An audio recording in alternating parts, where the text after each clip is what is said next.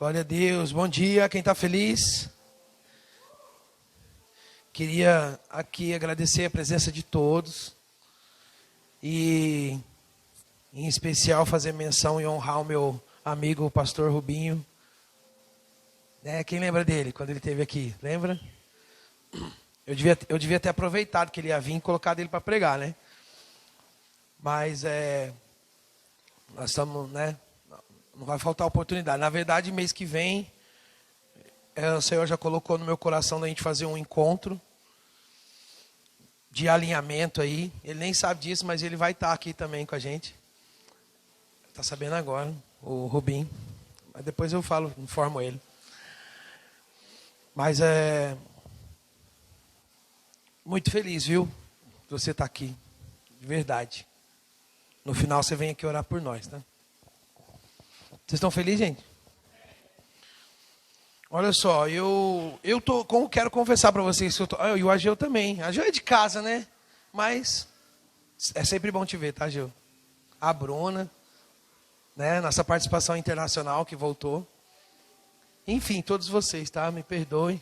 A Cris e o seu Luiz, que faz tempo que eu não via. Aqui, né? Não via aqui. Como que é o nome desse irmão mesmo? Eu conheço ele, porém não lembro o nome. Essa casa tem tanto Mateus. Valeu aí, Mateus. Fora os que vão vir, né? Então eu quero começar confessando para vocês que estou muito feliz com essa expedição que se iniciou, se eu não me engano, há 3 semanas atrás, que era para falar sobre disciplina espiritual. E que a gente não conseguiu chegar lá ainda. Porque não teve como começar e foram 2 semanas debruçadas em cima de trazer de novo a importância, o resgate, o brilho nos olhos acerca da pessoa do Espírito Santo. Porque não tem como falar de disciplina espiritual, não tem como falar de um reavivar, vamos dizer assim, sem se debruçar, se inclinar e realmente brilhar os olhos em relação à pessoa do Espírito Santo. Não tem como, cara. Então nós falamos 2 semanas sobre isso. Eu não sei se essas 2 têm gravadas, porém tem algumas coisas no YouTube já. Assim como a de hoje vai ser colocada. Nós estamos nos equipando ali para poder ter um recurso legal, para a imagem ficar boa, o áudio ficar legal. Para que então a gente tenha hoje, né? Muitas pessoas me avisaram que não iam poder vir. Um porque está gripado, então já é automático que nem deve. Outro porque está em situações que dificulta pelo quadro, pelo cenário hoje em relação à pandemia e tudo mais. Então, nós nos vimos mais ainda impulsionados a estar gravando para poder não ser mais um, sabe? Eu acho que já tem tanta coisa. Alguém falou para mim, por que você não grava as lives todo dia? Eu falei, cara, já tem tanta gente boa. Sabe aquela coisa de parecer que tem que estar concorrendo? Tipo, eu tenho que estar nas... Eu não consigo ser assim. Já tem tanta gente boa. Eu estou assistindo alguém, então você me pergunta, eu te falo, estou assistindo esse cara aqui. Estou mais preocupado em talvez me alimentar de algo do que ficar tendo que me mostrar. E não acho errado, só estou dizendo que tem tanta coisa. E mediante a tantas vozes, a gente tem que ouvir a principal, que é o Senhor. Então sim, é melhor você estar nas lives do que estar no Jornal Nacional. Isso é fato. Porém, ouvir falar de Deus e falar de Deus não é a mesma coisa que falar com Ele. Amém? Isso é insubstituível. Vocês estão felizes ainda? E então a gente falou sobre uma introdução ali em relação a apontar essa importância dos meios da graça, os meios de graça que são as disciplinas espirituais. E aí então a gente falou sobre o entender que a atrofia ela não se dá só no físico, ela também existe atrofia espiritual, pela falta de exercício. E a gente lê lá em Hebreus que os filhos maduros são os que exercitam. Então não tem, falar sobre disciplina espiritual é dizer que não tem como eu ir na academia para que o resultado surta em você. Seria bom, né? Eu ia contratar uns 3 caras para ficar indo na academia e eu que ia emagrecer. Olha que maravilha. Ia ficar, eu dormindo os caras lá na academia. Quem está entendendo? Acerca das disciplinas espirituais a gente faz assim. E aí você já tem, sei lá, 10 anos que conhece, que Jesus te encontrou, mas você nunca, em 10 anos, leu a Bíblia inteira. Cara, você teve 10 anos. Nossa, você teve 5 anos. Se você leu, acho que, sei lá, 3 capítulos por dia, você termina em 1 ano. Acho que é essa a conta, nem lembro mais. Porém, nos acomodamos de que alguém faça o exercício por nós.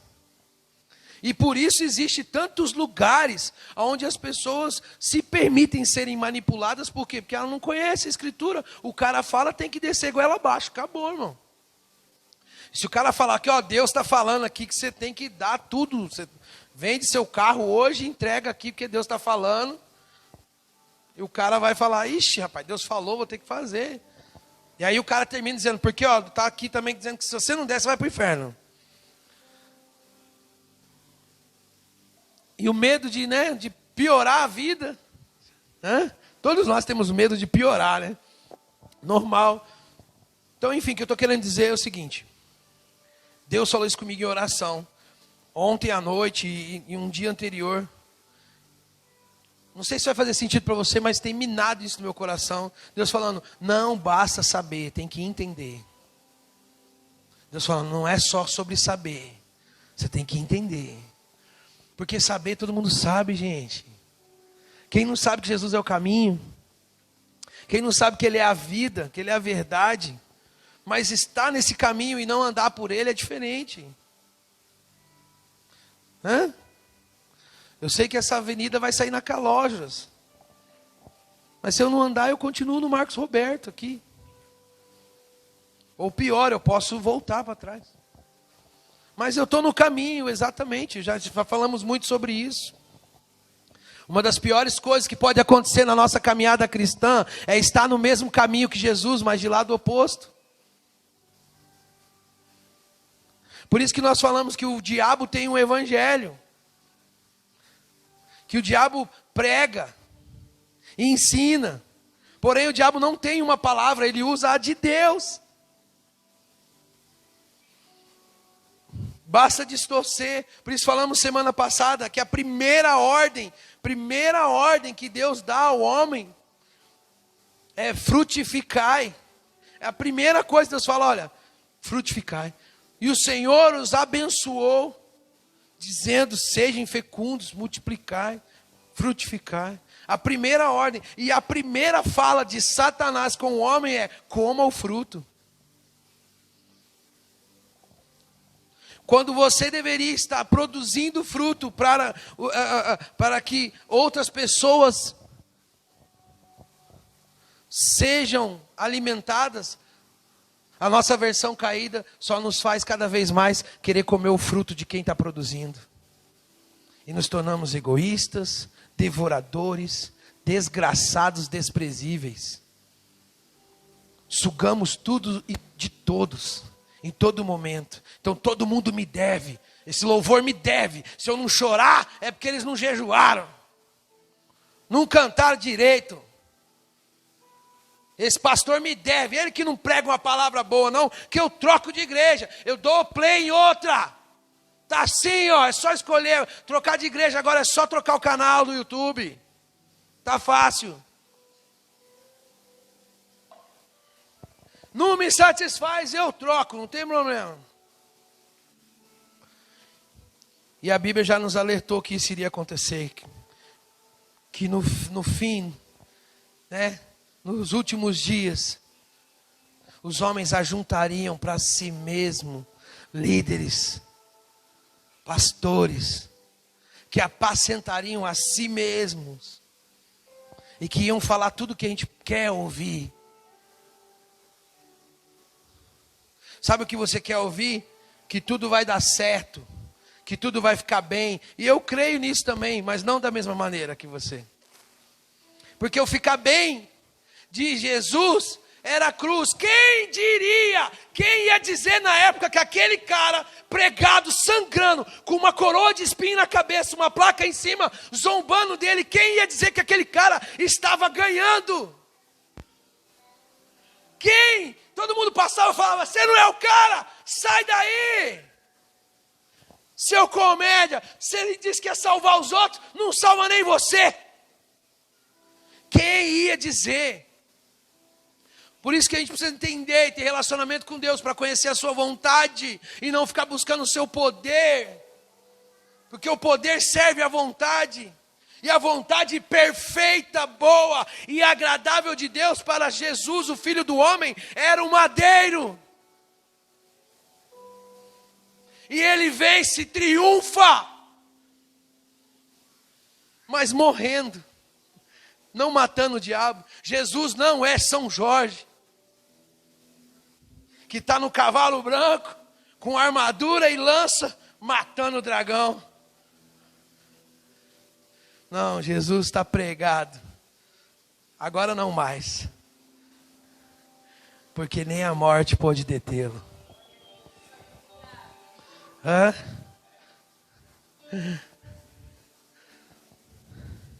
Nosso relacionamento conjugal é até que a morte nos separe. Com Jesus nem a morte. Nada pode separar. Vocês estão felizes? Então a gente precisa entender e não só saber. Chega de saber tanto e não entender nada. Pelo amor de Deus, gente. Hã? Por isso que Luiz Hermínio diz que filhos, que líderes você forma em salas de aula, ensina e dá um diploma. Mas filhos você gera na intimidade. Você só multiplica o que você é. Você ensina o que sabe. Mas multiplicar só o que você é. Vocês estão aqui? Então a gente falou na última semana também sobre a tricotomia. Sobre a questão do corpo, alma e espírito. De entendermos, isso já nos conectou para o assunto de hoje. Justificação, santificação e glorificação. Então tudo isso são preparos e eu não quero ser teologicamente preciso aqui. Não é essa a intenção, ok? Isso não é um curso ou aula de teologia, até porque nem gabaritado para isso eu sou. Isso é um compartilhar em família daquilo que eu estou entendendo. E que tem me ajudado. Por quê? Porque ao organizar isso, está trazendo o ritmo, a reativação. Entende? Como é difícil acordar cedo e ir na academia, fala a verdade. Como é difícil fazer as coisas por disciplina. E aí tem aquelas teorias, 21 dias para se tornar um hábito. 90 dias para se tornar um costume mesmo, uma cultura sua. Ou seja, não é fácil. Porém, o que eu acredito que estamos fazendo é gerar essa consciência. Qual consciência? De que não basta o despertador tocar. Você tem que acordar, você tem que levantar, tacar água na cara e ir para cima. Por quê? Porque a gente está acostumado com o despertador tocar. Hoje pode ser um despertador na sua vida, porém você pode só virar do lado e bater o soneca. Ou só desativa. Vocês estão aqui? Pode te despertar, porém é você que decide levantar da cama. Posso ouvir um amém?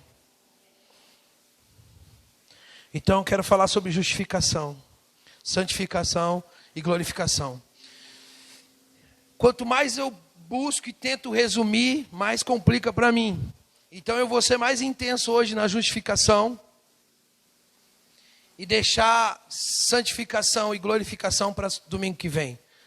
Deixar para ser mais intenso nesse assunto, ok? Para que a gente também não adianta passar, que nem a Isa mesmo falou para mim, falou: pastor, Fica tranquilo.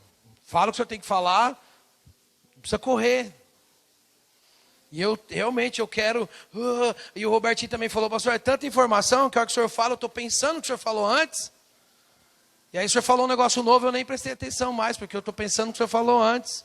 Então realmente eu entendi que não adianta a gente.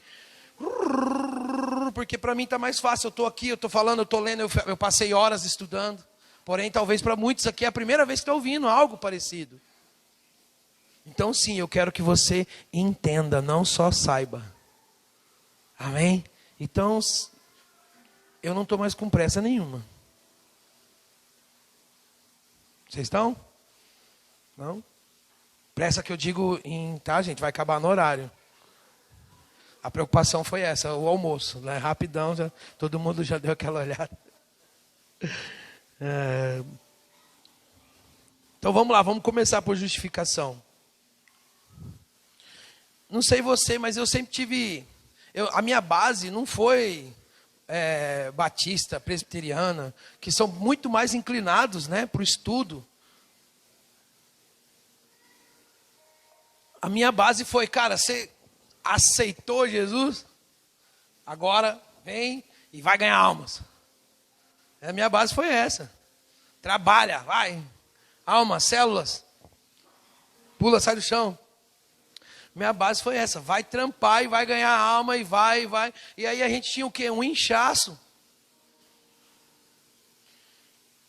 E com isso, sabe o que se investir? E por favor, ok, não estou cuspindo no prato, nada disso. Só estou dizendo o seguinte, a base foi essa.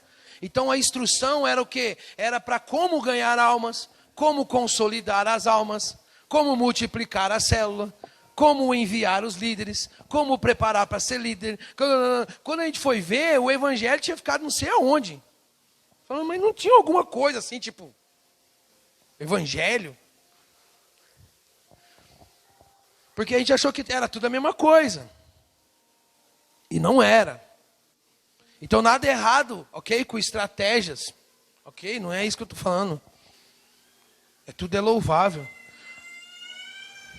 A questão é se preocupar mais com a produção do que com a qualidade. E o resultado foi esse, um inchaço que não permanecia. E por isso hoje, o Brasil se aproxima de 60 milhões de evangélicos. Porém, hoje o número dos desviados é de 1 por 1. Você acredita nisso?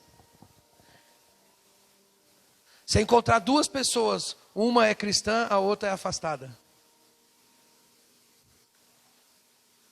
Por quê? Porque o nível da qualidade se diluiu, ficou superficial, se tornou relacionamento à base de troca. Isso não sustenta ninguém, gente. Não sustenta um casamento, que é uma relação humana. Vai sustentar um casamento com Deus espiritual? Não vai. Então, enfim. Estou falando isso porque eu não fui instruído acerca das doutrinas bíblicas. Instruído, não. Então, muita coisa eu fui buscar e aprender. E a justificação, assim como a santificação e a glorificação, são doutrinas que, ao serem entendidas, fazem muita diferença. Vocês estão aqui? Quem está aqui? Ninguém? Meu Deus, estou sozinho. Tem alguém aqui, gente? Obrigado. Eu fiquei assustado agora, achei que todo mundo tinha sido arrebatado. Estou brincando. Então, a justificação, essa doutrina bíblica da justificação, é a justificação pela fé. Vai colocando as imagens aí para a gente ir fazendo uma... Eu acho que eu coloquei até uma ordem aí. Maravilha, hein?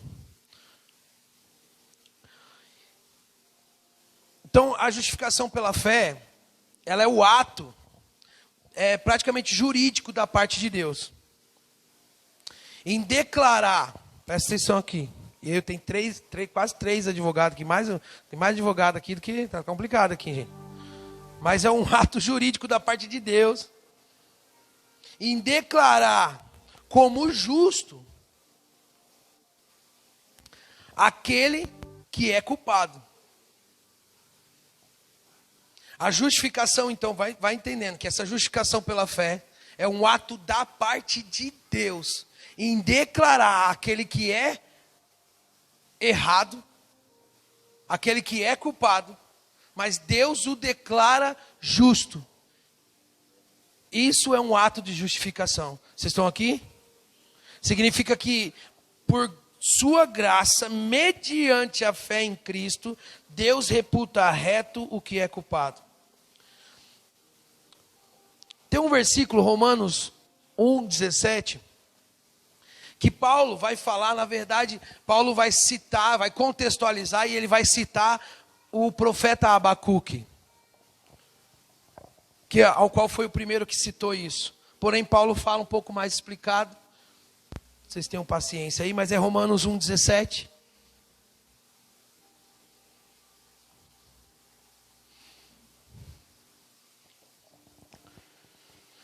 Não vou ler o contexto ali para poder ter tempo, tá, gente? Mas porém está escrito: visto que a justiça de Deus se revela no Evangelho, de fé em fé, como está escrito, o justo viverá pela fé. Então vamos lá. Paulo, então, é aquele que vai gastar muito de si para trazer o entendimento, não só o conhecimento, mas trazer o entendimento acerca da doutrina bíblica da justificação pela fé.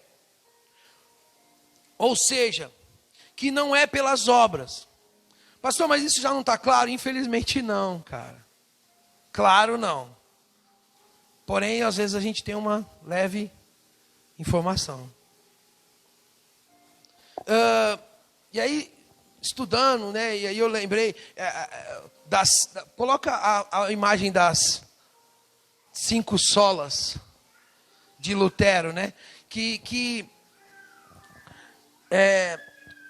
Porque pelo que eu entendi, não estudei muito intensamente sobre a reforma protestante, não estudei muito, mas eu sei que esse versículo de Romanos 1,17 foi meio que um chave para Lutero romper com aquela estrutura da Igreja Católica Romana, né? Aquela estrutura que vinha, que vocês lembram, que vinha de uma certa, não sei que palavra adequada a usar, mas uma certa manipulação das indulgências e o fato de que você tinha que produzir, que era por meio dos seus sacrifícios e obras e até mesmo por comprar. Você podia comprar um pedaço do céu. Então,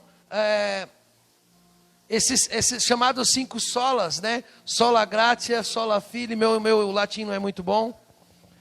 Solus Christus, sola scriptura e soli Deo Gloria. Esse sola significa somente em português. Somente a graça, somente a fé, somente Cristo, somente as Escrituras, somente, né, a Deus. Só a glória somente a Deus.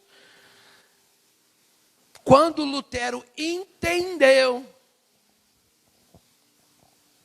sola fide, somente a fé, o Romanos 1,17, coloca lá de novo. E depois nós vamos falar de Efésios, que explica melhor ainda. Mas eu sei que Lutero estava preparando uma aula. E quando ele passa por esse versículo de Romanos, ele tem um choque.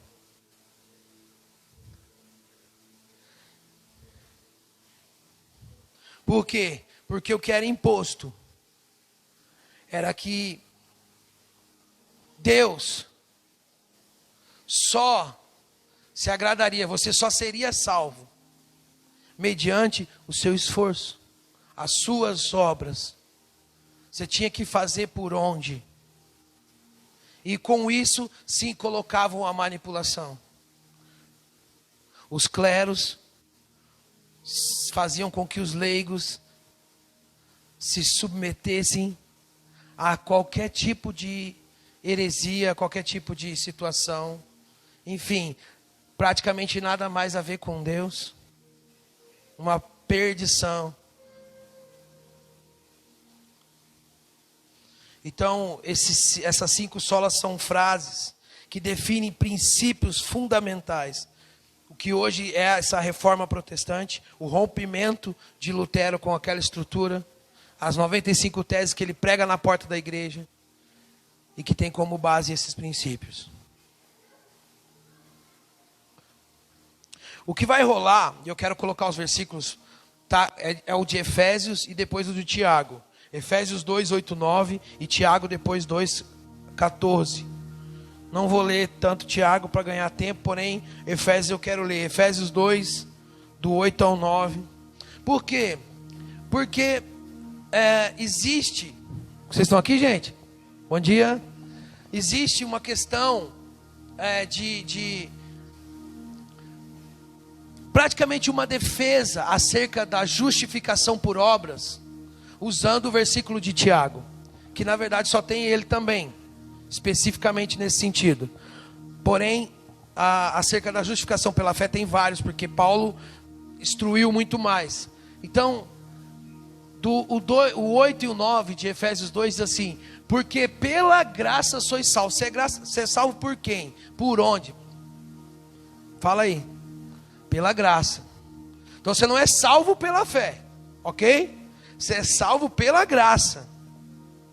Mediante, né? Mediante a fé. Por quê? Porque o seu papel é crer. E isso não vem de você, é dom de Deus. É Deus ainda que faz você crer. Vocês estão aqui? Ou seja, mérito zero. Nenhum, 9. Não de obras, para que ninguém se glorie. É Deus que faz você crer, e não que Deus faz você trabalhar pelo resultado do seu empenho. Então tem vários versículos que vão trazer o sentido da justificação pela fé. Essa doutrina bíblica posta. Porém, existe um versículo que pode trazer uma coisa que, se a pessoa interpretar como uma contradição, então a gente tem que rasgar a Bíblia. Porque se a própria Bíblia se contradiz, então, meu irmão, nós estamos perdidos. Mas não é isso que está acontecendo no versículo de capítulo 2 de Tiago, verso 14. Coloca direto o 24 para ganhar tempo, fazendo um favor.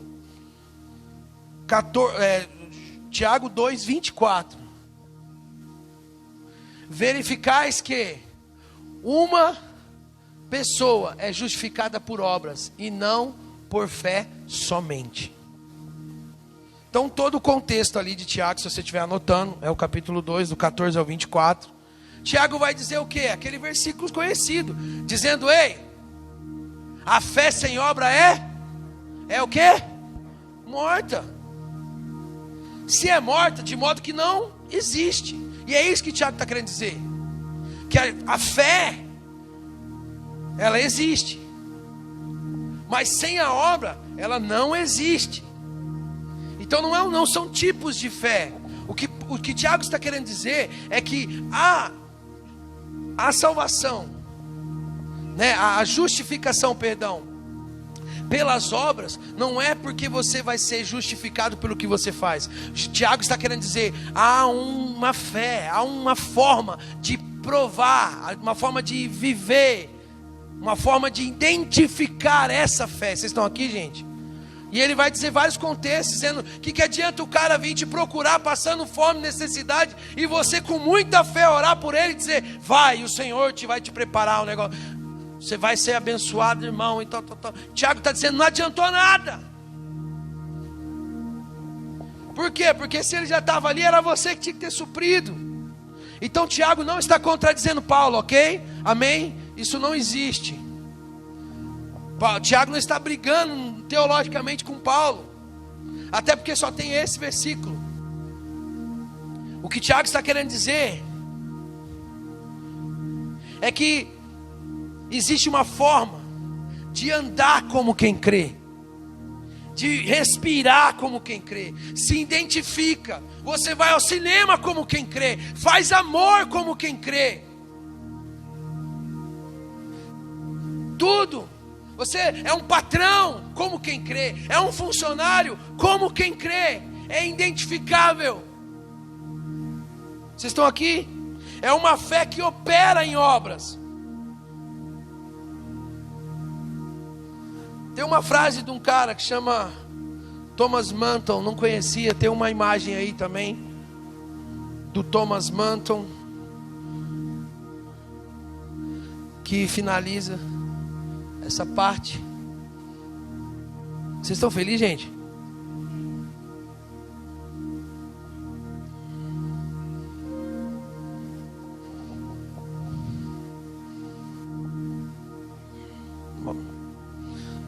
Pior que eu não anotei aqui, só passei a imagem. Uma hora vai, né? Foi? Pela justiça da fé, somos quitados do pecado. Presta atenção. Pela justiça da fé, ou seja, pela justificação, certo? Da fé, somos quitados do pecado. E pela justiça das obras, somos quitados da hipocrisia. Estão aqui? Vocês estão aqui? Ou seja, caminha junto. Não existe justificação pelas obras. Não, porém, caminha junto. Você não tem como ser justificado só pelas obras.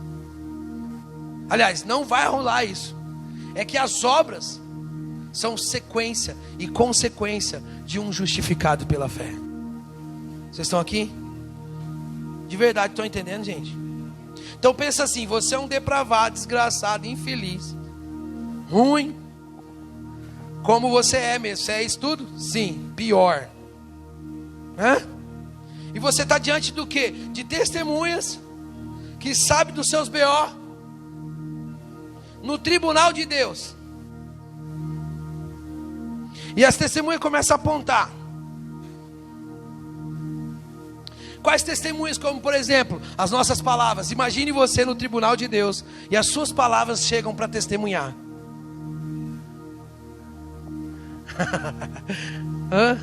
Você falou umas coisinhas aí, irmão? Nesse tempo todo aí você tem falado algumas coisas? Principalmente, né? Declarações maldosas. Aí chegam as nossas mentiras. Vão testemunhar contra você no tribunal de Deus, no dia do juízo.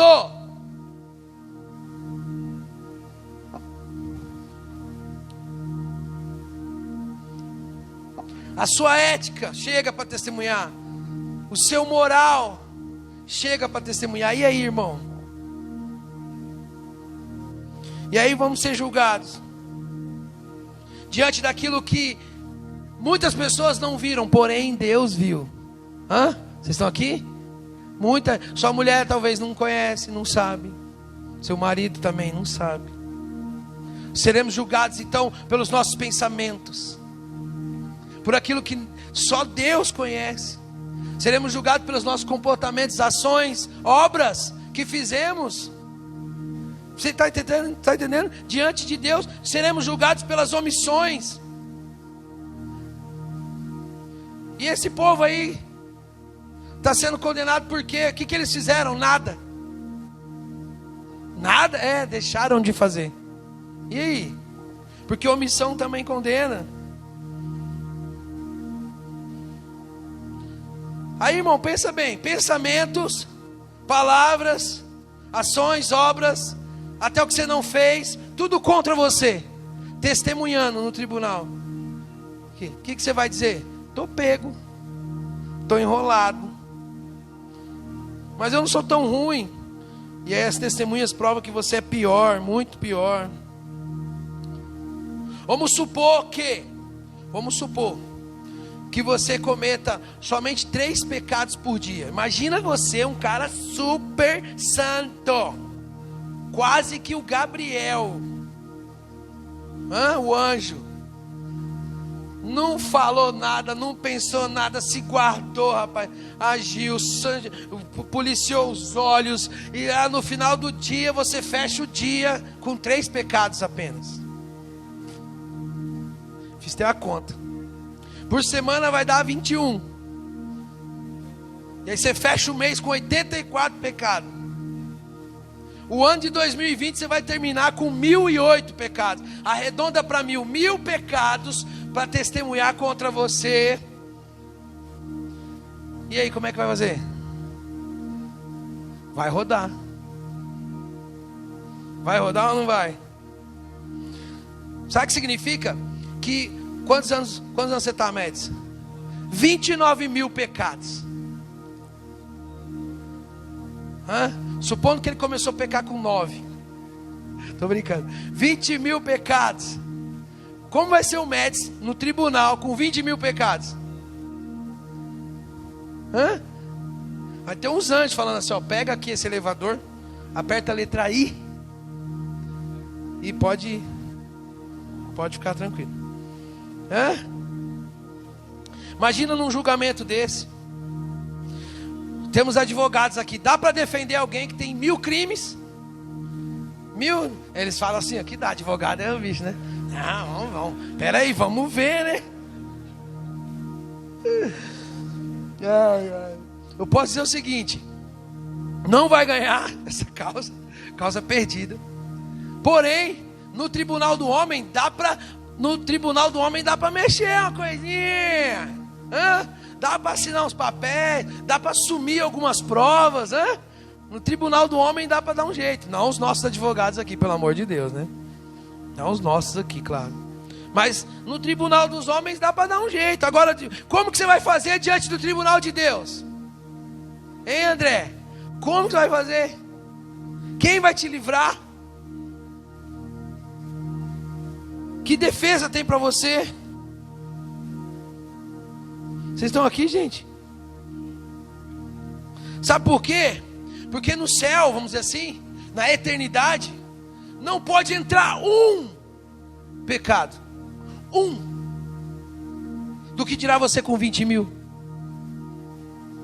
Não se pode contaminar a eternidade. Não se tem como contaminar aquele lugar, aquele ambiente. Vocês estão me ouvindo, gente? Então o que vai acontecer contigo? Rodou.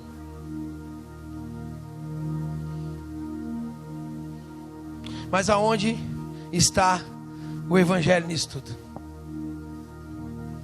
Na boa notícia. Eu tenho uma boa notícia para você.